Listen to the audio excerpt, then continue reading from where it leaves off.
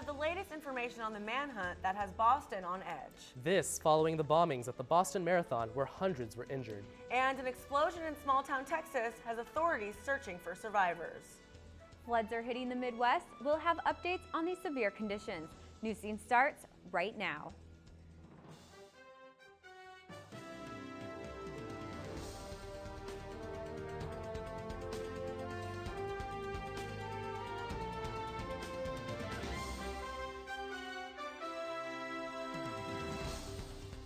Hello and welcome to this edition of Newscene. I'm Dallas Richter. And I'm Alec Fernandez. Thank you for joining us. It's been a chaotic week in news across the country.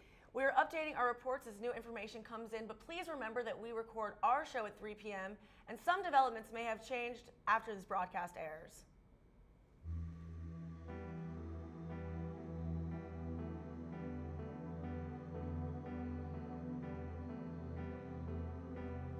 Just hours after pictures of the prime suspects in the Boston Marathon were released, a series of dramatic events unfolded in and around Boston early this morning.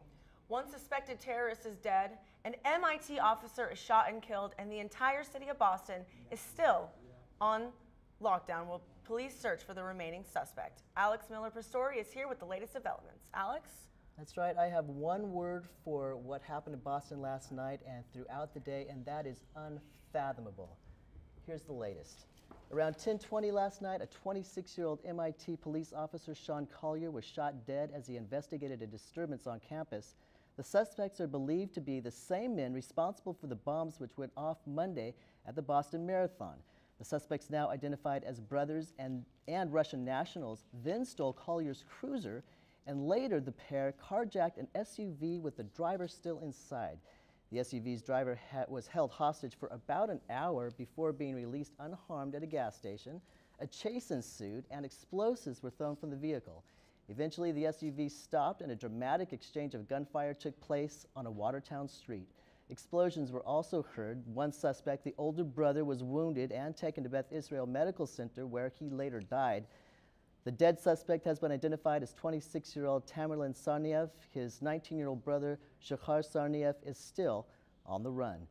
Thousands of armed local and federal police are scouring the city by air and doing door-to-door searches.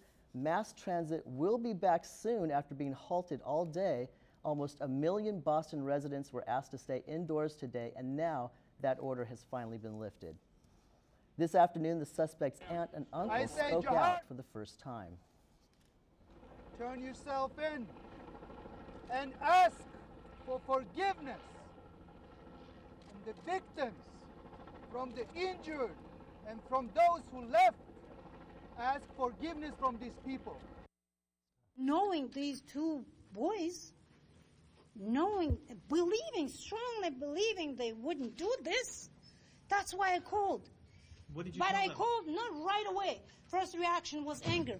How could this happen? How could this do this? For what? For the sake of what? Of what indeed? That's a question that we're all asking ourselves tonight. Dallas, Alec. Thank you, Alex, and we'll keep you updated as this story unfolds. But to bring us back to what began this tragedy, tragedy struck the world's oldest annual marathon on Monday when 2 bombs went off at the finish line. Runners in the Boston Marathon were diverted away from the final stretch as officials tended to hundreds of wounded participants and onlookers.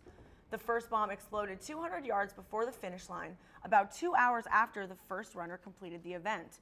Just seconds later, another bomb exploded 1 block west of the original attack. According to hospital officials, the blasts killed 3 people and injured 183 others. 13 of the victims had limbs amputated. And Boston is reeling from the deadly events that occurred Monday. The destruction, human loss, and ensuing events have shocked the colonial city. David Matris reports on the reactions from the ground at the Boston Marathon.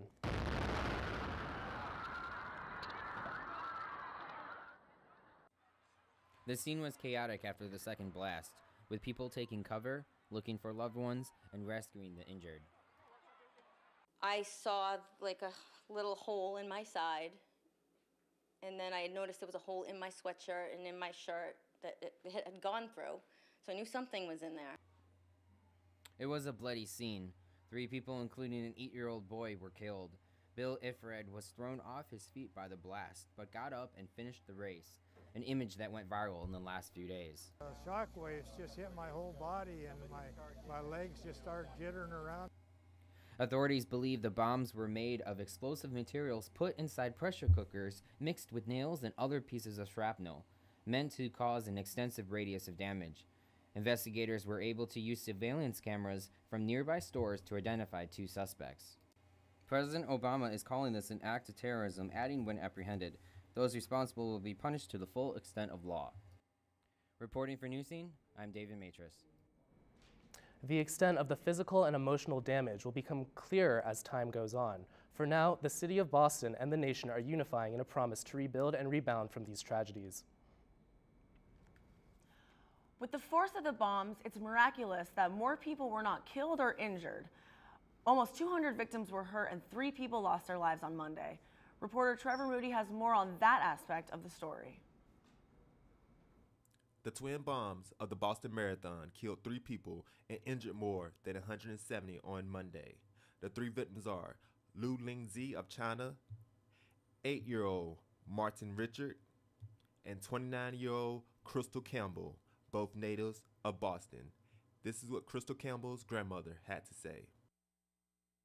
I'm having a hard time when I see her on the TV. It's killing me inside. President Obama made a visit to Boston on Thursday. To shake us from those values that Deval described, the values that make us who we are as Americans, well, it should be pretty clear by now that they picked the wrong city to do it.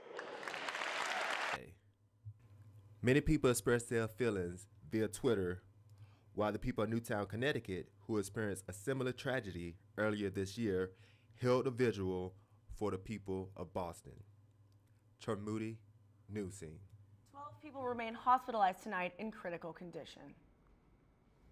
Amidst all of the chaos, stories are unfolding of people risking their lives to help. This was the moment when thousands of people, instead of running to the finish line, started running for their lives at the Boston Marathon. But there were also those who ran to help.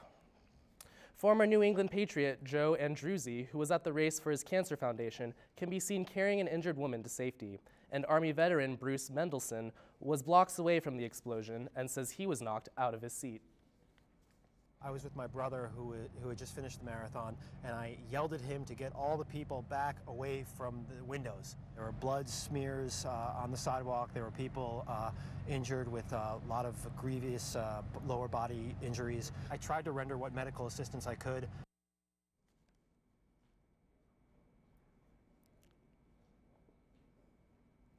Monday's tragedy shows us that for every act of terror, heroes emerge. Boston and the rest of the country are still trying to wrap their minds around the shocking events that unfolded at the Boston Marathon Monday. Newscene asked City College students about their reactions to the bombing, and it's clear the shockwaves are being felt here on campus. You know, I couldn't believe that something like this would happen this is a race, and it's it's a race that everybody looks forward to every year in Boston, and for stuff like that to happen in this country, it's shocking, dismay. It's kind of scary to think that you're going out participating in a run, in a 5K or whatever it is, and so a bomb goes off and you die, or your daughter dies, or your son dies. That's really scary. Yeah, I was just scared, like maybe San Diego or whatever is next. It tears at your heart, and it's not even about being fellow Americans or fellow Bostonians or whatever. It's about being fellow humans. And the fact that other fellow humans can inflict this kind of pain on people, it's just mind-boggling. I just want to send my heart out to all the families that are suffering right now for the ones they lost, and peace be unto them. San Diego had its share of runners in the Boston Marathon on Monday. All 17 local marathon participants are safe and avoided the blasts. Most were able to make it to the finish line. Only 2 were blocked from finishing the race. Paul Greer is a City College professor, and he's head of San Diego's largest running club. He was able to spend time with local runners this week and is pretty confident about their resolve. These runners, for the majority of them, they will not stop. They will not quit as a result of this. Because this is much more, running and fitness and everything else is a lifestyle. Don't let the terrorists win. That's my message to runners. With the events in Boston taking place just 5 days ago, authorities in all U.S. cities are paying more attention, especially at larger organized events. Here in San Diego, the USA Triathlon is underway in Mission Beach. Joe Ham has more on that story. The Boston Marathon bombings this past Monday not only rocked the United States, but the entire world. With other international events being held right here in San Diego, officials are taking precautions. We spoke with Director of Marketing and Communications for U.S. Triathlon, Chuck Minke, on how they are preparing for today in Mission Beach. Safety is our #1 priority, whether it's for our athletes or the spectators who are going to be showing up this weekend.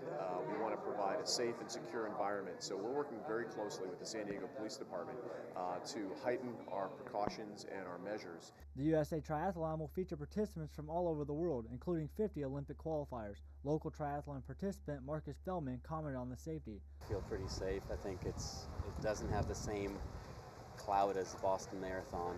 I think I'm not really concerned about the safety. Athletes are feeling safe and motivated in spite of this week's tragic events.